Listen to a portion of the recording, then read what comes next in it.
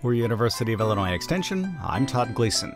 The United States Environmental Protection Agency now says it will not update the Renewable Fuel Standard mandates until November.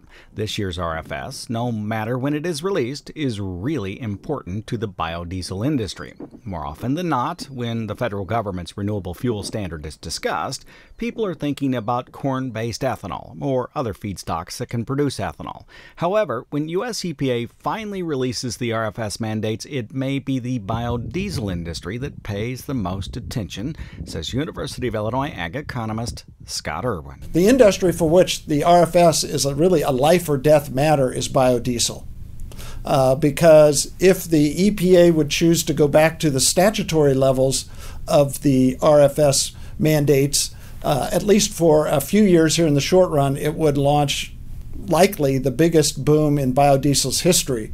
But if they choose to stay on the path of the proposals from late 2013, it basically cuts the knees out from the industry. So they're sitting there right on the edge waiting to find out what happens. This edge made the industry unhappy with the federal government earlier this year when it opened the door for biodiesel imported from Argentina to qualify as an advanced biofuel under the U.S. RFS mandates.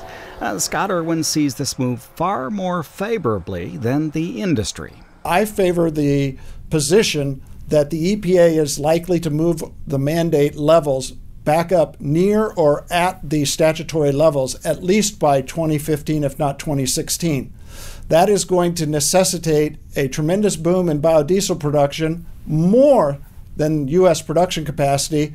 So one view of the Argentine biodiesel announcement is that it's a precursor to them going back to the statutory levels, which would require that they can document that there's enough registered biodiesel production in the U.S. and outside the U.S.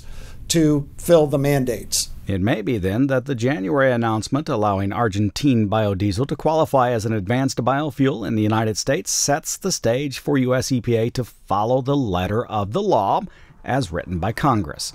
It's not possible to do so without additional gallons of advanced fuel from some source. For University of Illinois Extension, I'm Todd Gleason.